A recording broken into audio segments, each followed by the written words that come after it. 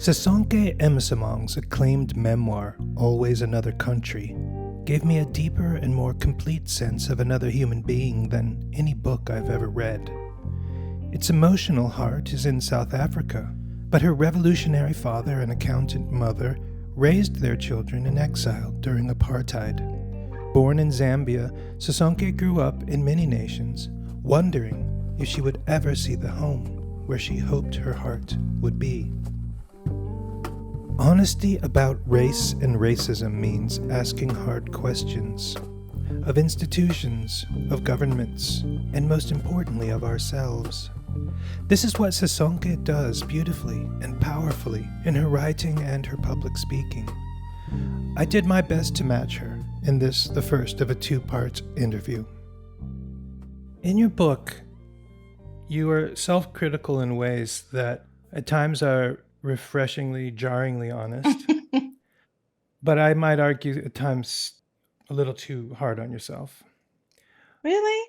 Yes, and well, we'll talk about that Okay. when we get further ahead in your story.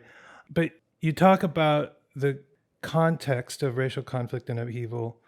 If someone victimizes you, brutally in some cases, you create a backstory for that person that is imagined, but offers us some window into where they are coming from.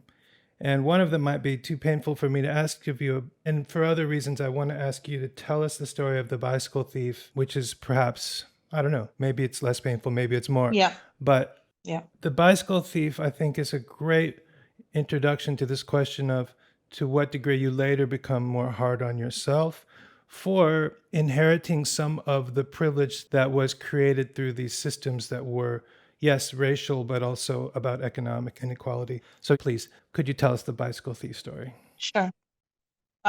Because my family left South Africa, my father left South Africa, we're now living in Nairobi. So there's been some distance between my father's initial departure of the country as a young exile, hot-headed activist.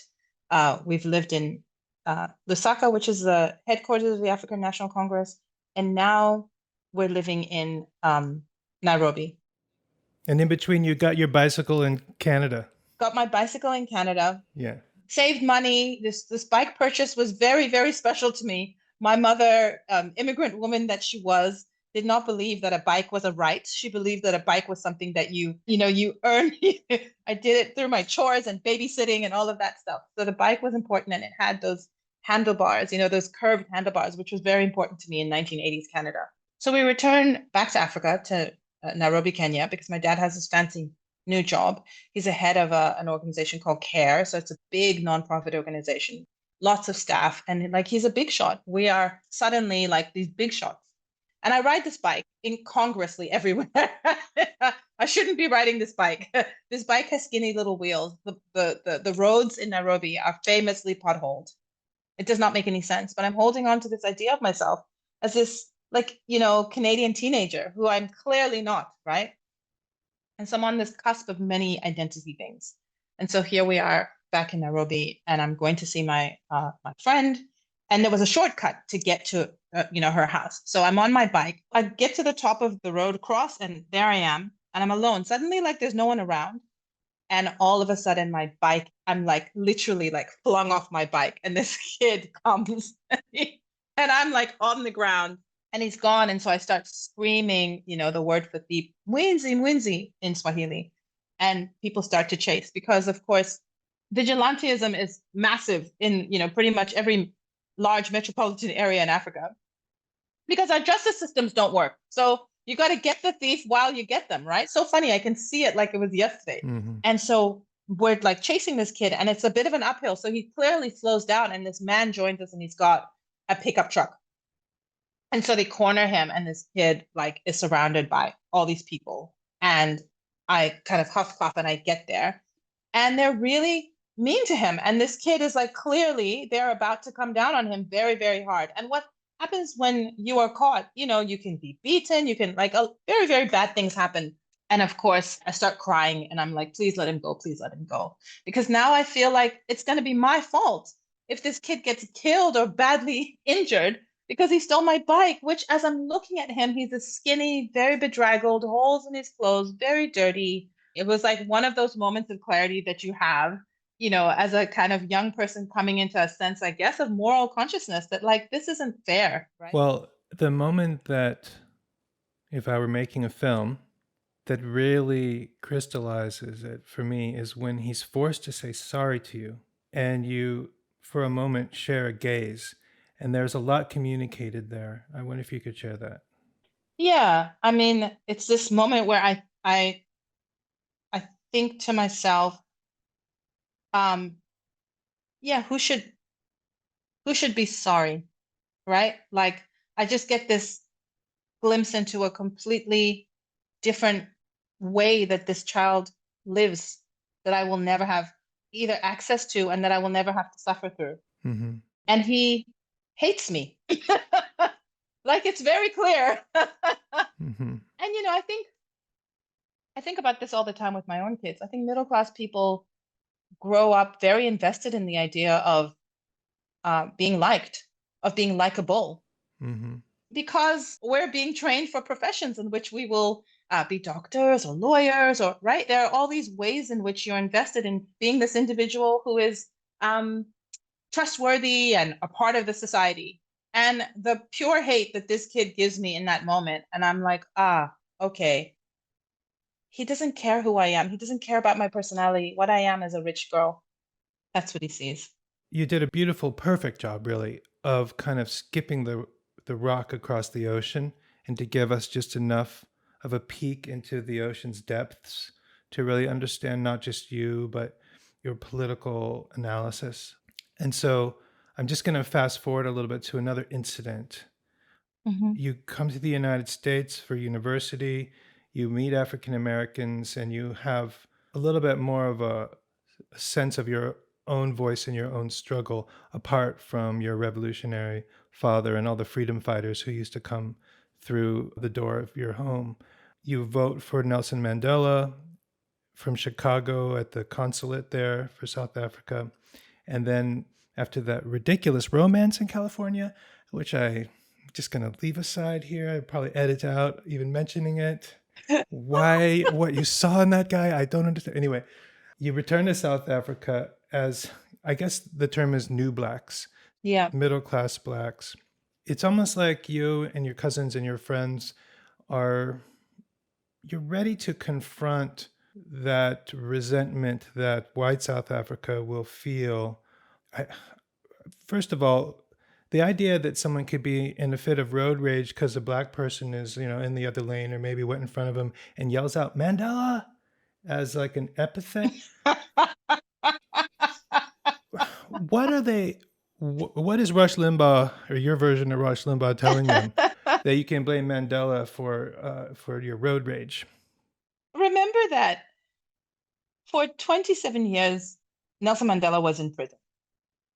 And this speaks to propaganda. So Nelson Mandela was in prison for 27 years. And in those 27 years, nobody in the world was allowed to see him. So when he came out of prison, we did not know what he would look like. White South Africans were not allowed to see him. The colors of the African National Congress were not allowed to be displayed. All political parties and expressions of anything that would challenge racism were banned by the government. So what you then have is this creation of Mandela as the worst human being possible. He was literally the boogeyman that is created by the propaganda machine. And so the moment of his release, when the world is exultant at this incredible hero who comes out, is seen as a terrifying moment in which the terrorist has been unleashed. So this is the backstory to why Mandela then becomes this curse word. He represents everything that they were told to fear. He represents not just freedom for Black people, but the white genocide, right? And then when he comes out and he's this incredible hero, and some of them begin to think, oh, maybe we were lied to, right? Maybe this wasn't the case, but the old ones cling to this notion even harder. And then they begin to see Mandela maybe not so much as a boogeyman, but certainly as a self-confident, extremely intelligent Black man, and they don't know where to put that. And so, at a sort of deep Freudian level, he becomes the curse word at any Black person who is progressing. So, for me to be in a car, driving my car, seeming confident and unbothered is for me to represent Mandela's dream. And that is a curse, right? And you were kind of, I guess you kind of admit to, this is where the honesty, that I found refreshing, caused me to do a lot of introspection as well as an interracial person in America, that you were kind of itching for that fight. Oh, Was it the pick and save? pick and pay. The pick and pay wars. Pick and pay wars. Yeah. I mean, so we moved to Pretoria. My parents, like many people of their, of that era, they get immediately these great jobs, working for the public service, helping to rebuild this country that's going to need all this building. And so we live in what used to be a white area, and now suddenly, these white people have these Black neighbors. So it's all new. And so what my sisters and I would describe as the pick and pay wars would begin in the parking lot. Like just hunting down a parking spot would become like this racial competition. And and so, it's a Black driver and a white driver, and like who's gonna get it first? And and it was just constant. And same thing, you get into the shop and everyone has attitude, and I'm rammed by this woman in the, thing, and I just lose it. Like I literally You demanded that she apologize for ramming you. She demanded you get out of the way. and so we're at an impasse. Yeah. It's funny because it was so dumb. It was so dumb, and yet it felt so foundational to me because I hadn't been there. Yeah. We had lived in exile, so we hadn't been there to fight. We hadn't been there to experience the injustice, and so there's an overcompensation that happens when you missed it. And of course, thank God we missed it, right? Every opportunity I've had, so much about me is a product of having been raised in multiple cultures and outside of South Africa. That gave me everything. We didn't have the stories of the daily interaction of how racism will wear you down. And thank God for that now. But that version of me really was itching for that fight. Yeah. The one story that I guess kind of hit me in that regard was when there was the street crooner, this man who was singing for his dinner. Yeah. And the way he's treated by a white waitress. This was actually our first trip home. I came home very quickly. Mandela is released in February, and within a few months, by the end of that year, my cousins and I are home. My father was still skeptical about whether or not this was a real change, but we came home, and I was like, no, I'm not on anyone's terror watch list, so I'm coming home. Mm-hmm. And so we're in Johannesburg, and we're in this a gray zone, this really interesting neighborhood called Hillbrow, which at the time was, very multiracial and super cool. And so we're there sitting in this cafe, and there was this old man who was outside, and he was singing. He had this amazing voice, Mona Lisa, men have named you. Very sort of sophisticated and suave in the evening times, standing out there. And we thought he was entertaining. We thought he was great.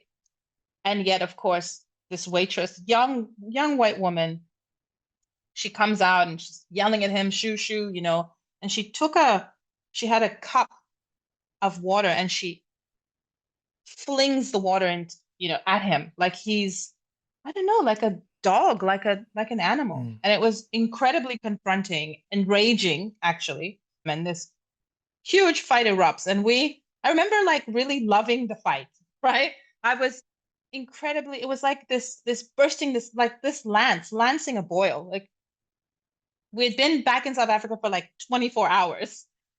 This is us proclaiming that this country is ours, right? This is it just felt incredibly empowering to have that fight.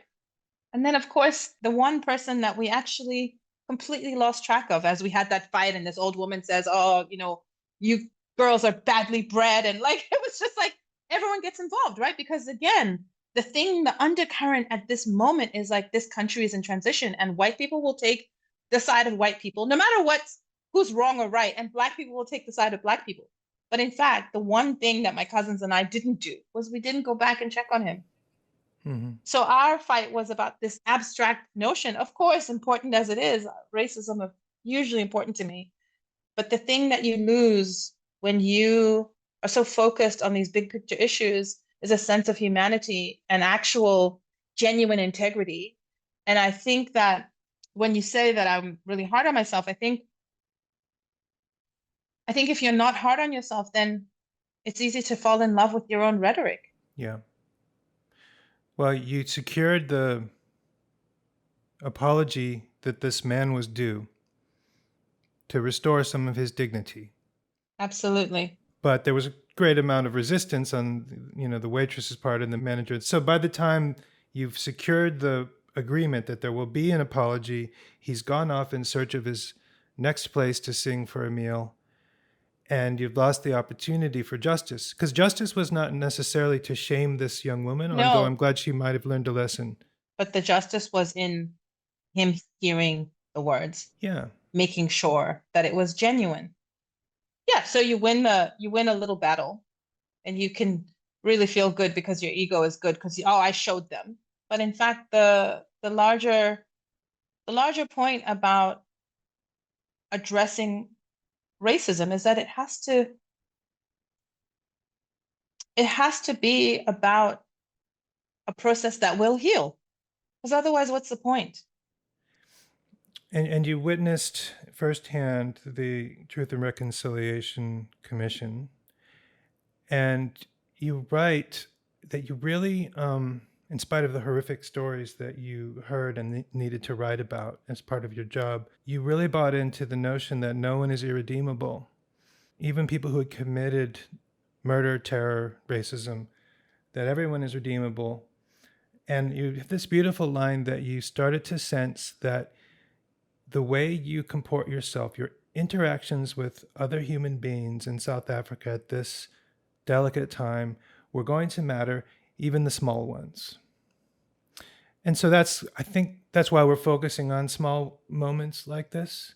Okay, that's interesting. Because I think you're the perfect spokesperson to speak to Americans about these issues, because no one's going to look at you and have a pick and pay war with you. You represent a completely different struggle. And for most Americans, I think, we're with Mandela, I think. Yeah.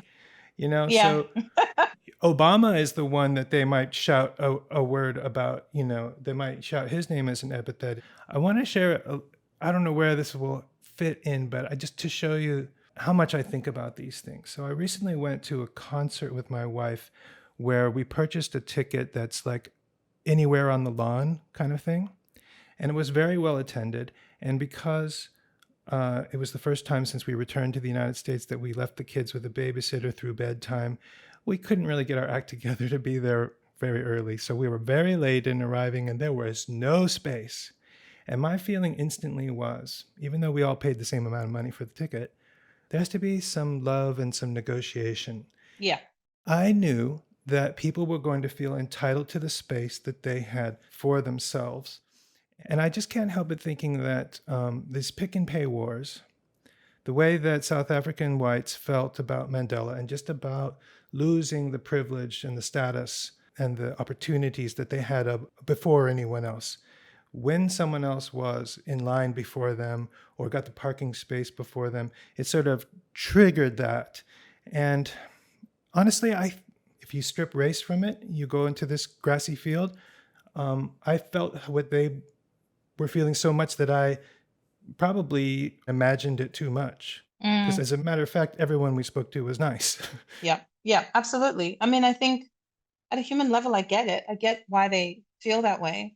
But I guess what I also expect is some level of reciprocation, some level of, if I can put myself in someone else's shoes, then I really want them to be able to put themselves in my shoes as well. Yeah. So what does it look like to have had nothing? What does it look like to have had to be late to the concert because actually there's a bunch of other things that have held you back from being able to get there, right? Yeah. And that I imagined the reason why everyone had so much grace with you when you and your wife arrived is because they got it, right? And so the thing that I wanted, the thing that I wanted for South Africa, the thing that I wanted was for people to be able to get each other back, Hmm. right? 30 years later, I think there's been a lot of progress in that regard, but the kind of resentment and entitlement and the kind of conversations that, Trump sparks, um, are from those who are so committed to seeing it only from their own perspective. I just think people are better than that. People ought to be better than that. The two stories that we've talked about where, a young girl, white girl, pours water on this older black man, not showing any respect to an elder, which is a big part of Asian culture, probably African as well. Yeah, absolutely. And then also the Afrikaner woman with her daughter there. Initially, she's speaking to you in Afrikaans. In Afrikaans. You couldn't understand her. And then, do you remember how your sister kind of like seals the deal? You remember that? Because you wrote this a while ago.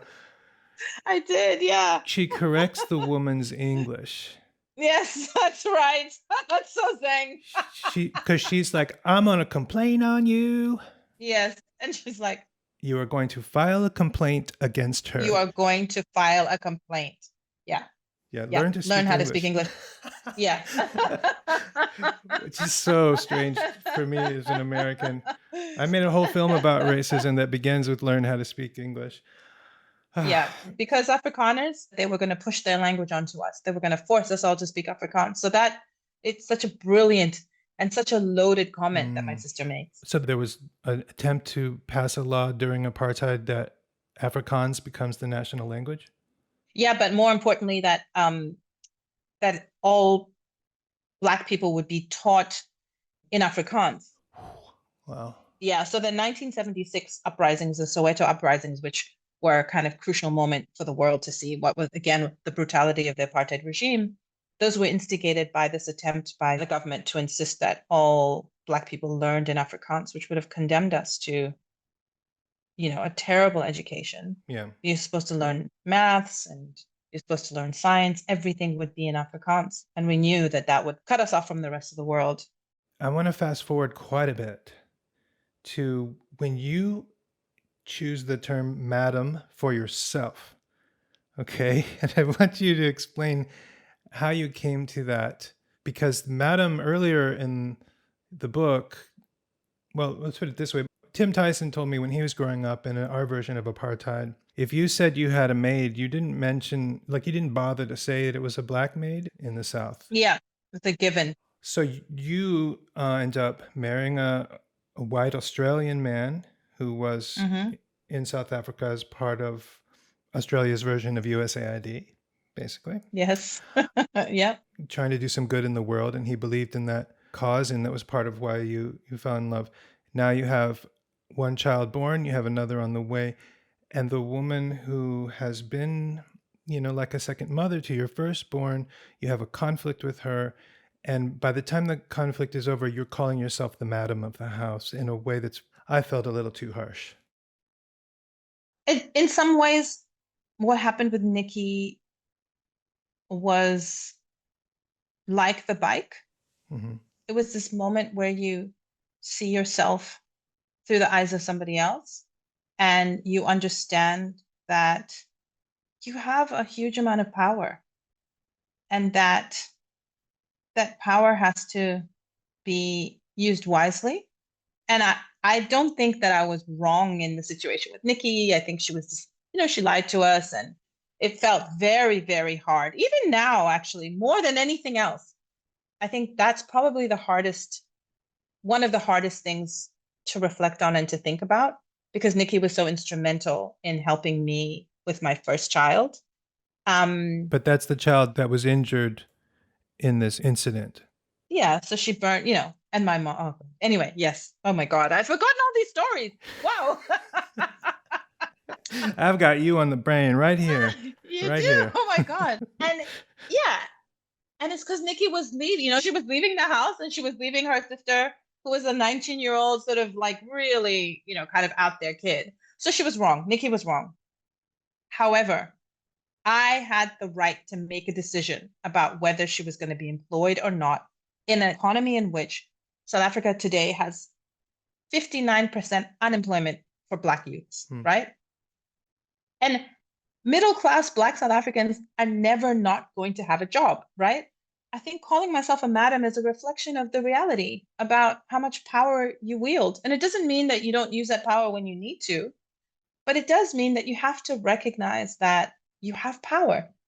And if I expect to hold white people accountable for their racism when they are racist, if I want South Africa to be the kind of country where we treat one another fairly and justly, then I also have to be able to see myself as a person who carries privilege and who is able to wield it.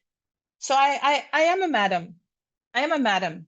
I'm a middle class woman who gets to decide who will and who will not work for me. And to not be able to call it, to not be able to say that about myself, I think is a deception that I'm not prepared to countenance. Remind me of the name of your Substack newsletter. It is brave to be involved. It is brave to be involved.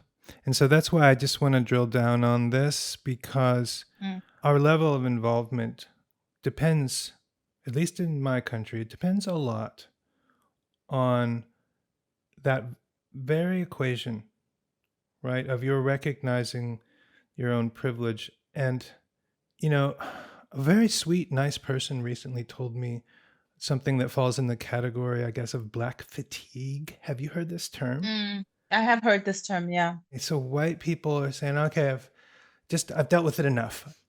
You know, a very kind person told me that someone close to her had gone to Black Lives Matter rallies. After George Floyd, there were mass demonstrations. Yeah. And this man was there. The police fired on them. He was hit with a rubber bullet, falls to the ground. And he told, my friend, that the Black people that he was there to support didn't stop and help him. And that was when he decided, I'm not going to go back to Black Lives Matter rallies anymore. I'm Black fatigued. I mean, that's not the term he used. I've been in some of those conflicts with police. Sometimes race is the issue. Sometimes it's class. I was arrested by the police wrongly, and I was part of a lawsuit and actually made a pretty penny suing the government of Los Angeles for arresting me as a journalist and 300 other people this night. But what I said to my friend was that, well, another way for your brother to think about the moment he was writhing in pain, having been hit with bullets, is who fired the bullets. Because when the government uses its power to express its will on the bodies of its subjects, that leaves more than just a physical scar. Because I felt that long after I was brutalized by the police. It's terrible. I'm so sorry that happened to you. Well, sorry, I don't mean to. I'm not asking for sympathy, but this man, even worse, shot. With a rubber bullet. And instead of feeling, gosh, the police shot rubber bullets to prevent people from, in a multiracial way, saying that Black lives should matter, and I'm done with, that kind of expression of power by the government. No, that's not what he said. He said, well, I'm done with the people who ran. But wouldn't he have run? If he hadn't been shot, he would have run. He would have run. And I think there's so many things happening in that really small story. And one of the things that's happening is an expectation of gratitude, and the sense that you fight racism and inequality so that other people can be grateful to you for it, and not because it's the right thing to do. And I think it really speaks to the heart of fatigue, this notion that people are getting tired of always talking about this Black stuff, always, because it hasn't been accompanied by sufficient gratitude.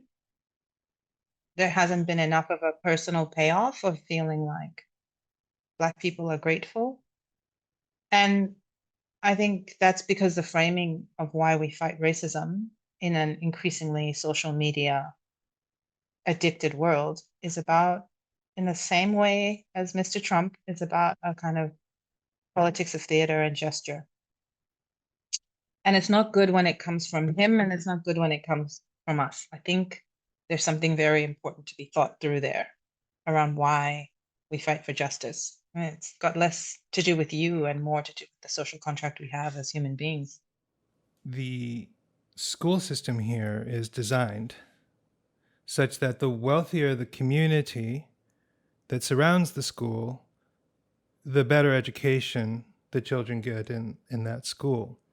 And so if you have the means, you are endowing your children with a certain legacy of privilege by moving into a neighborhood where the schools will be good. And that's exactly what we did when we came back to the United States. We found the best possible place to live for our children's education. Yeah. And why can we do that? Like, why are the resources not allocated equally?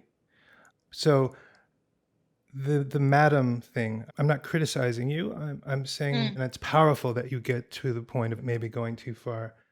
And I think, an honest person needs to ask themselves these questions like, well, we're renting a house, in this amazing neighborhood so our kids can go to school here.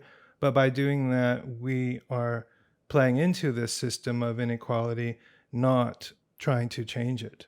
That's right. That's right. And we all do that in multiple ways. We are all complicit in the systems that oppress some and don't oppress others, right? And there's some things that we fight and battle about, and then there's some things that we all have fatigue around, right? So there's only so much capacity that we have to challenge. And I don't say that to just sort of make ourselves feel better. I just think that is true. But we don't change it if we can't name it. Yeah.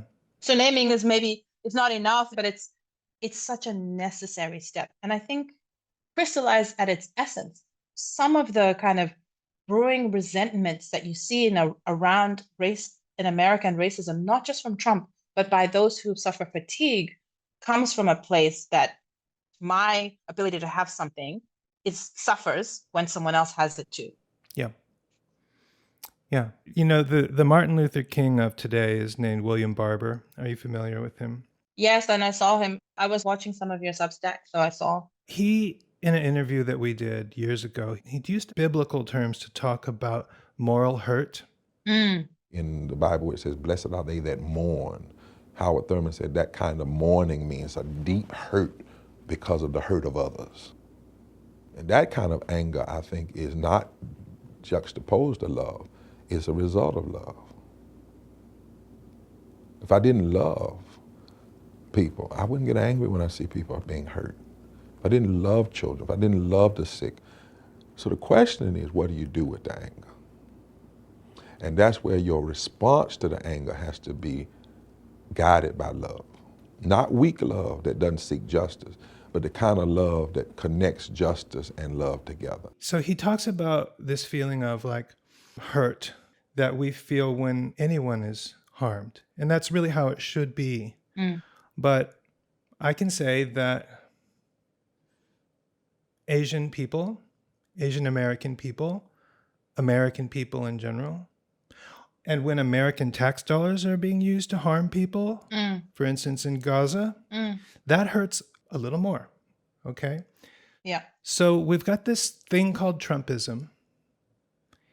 And for whatever motivations there were for this whole story about white genocide in South Africa being pushed on the propaganda networks here, the underlying argument is that you can feel compassion, but only for a white person.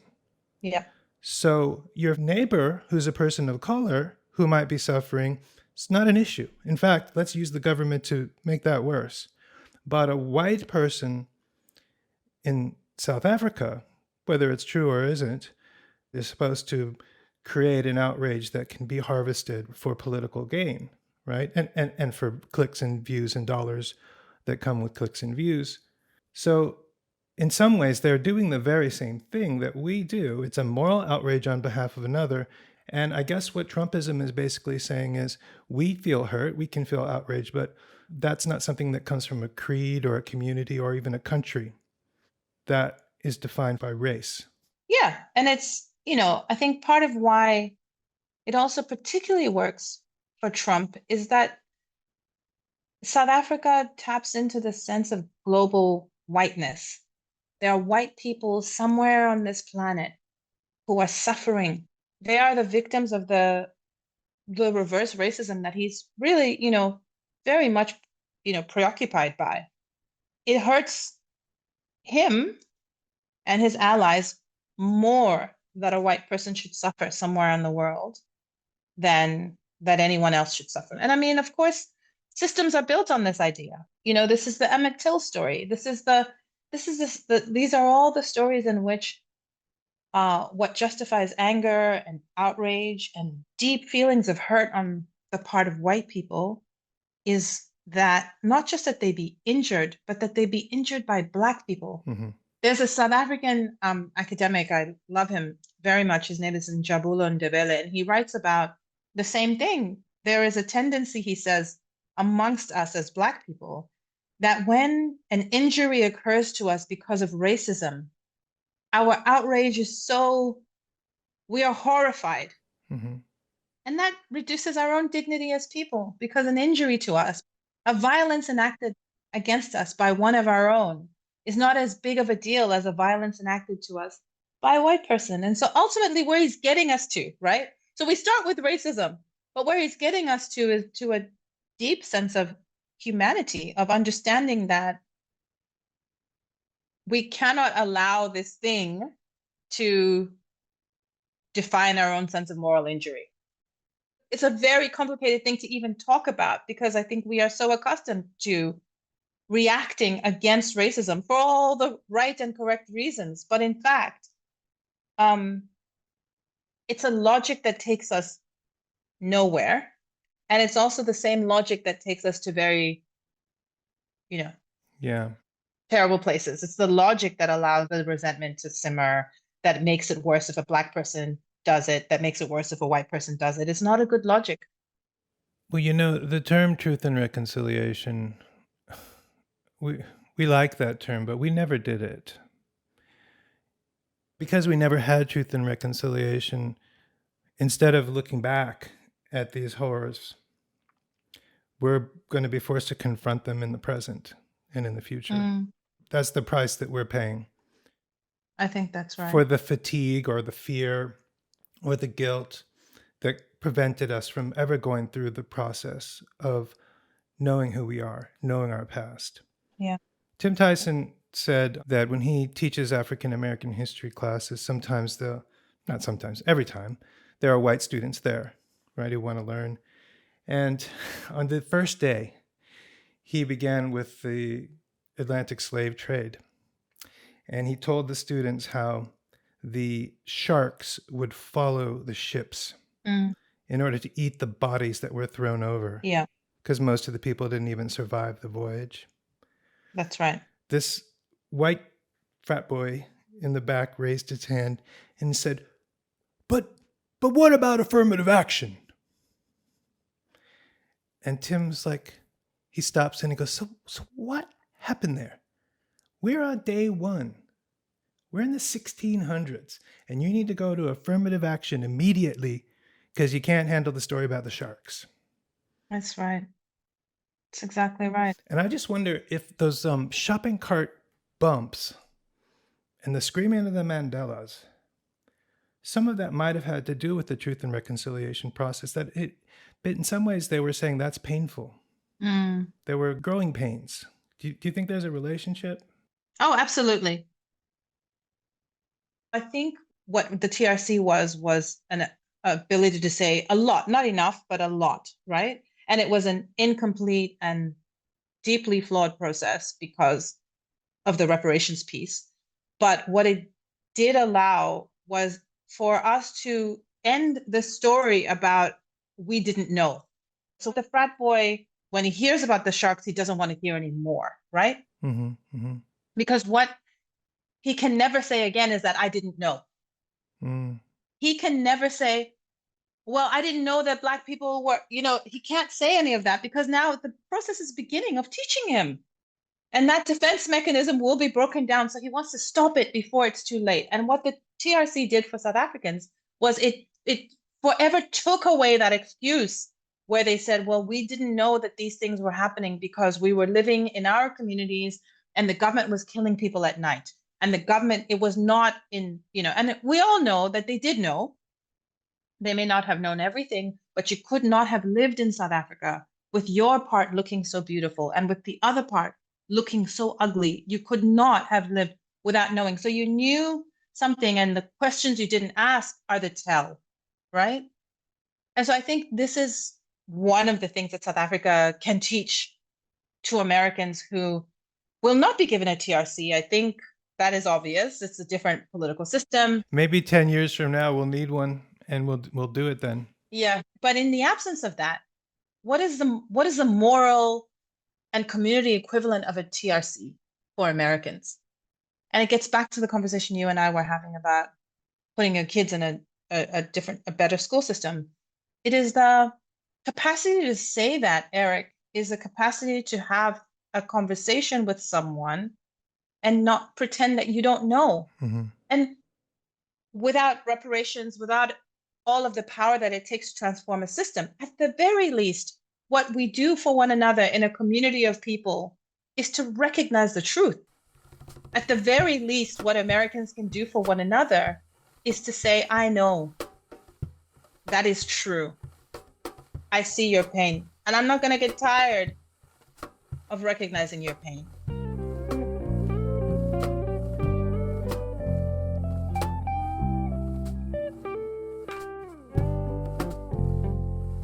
Wrestling Darkness is written, recorded, and edited by yours truly, Eric Byler.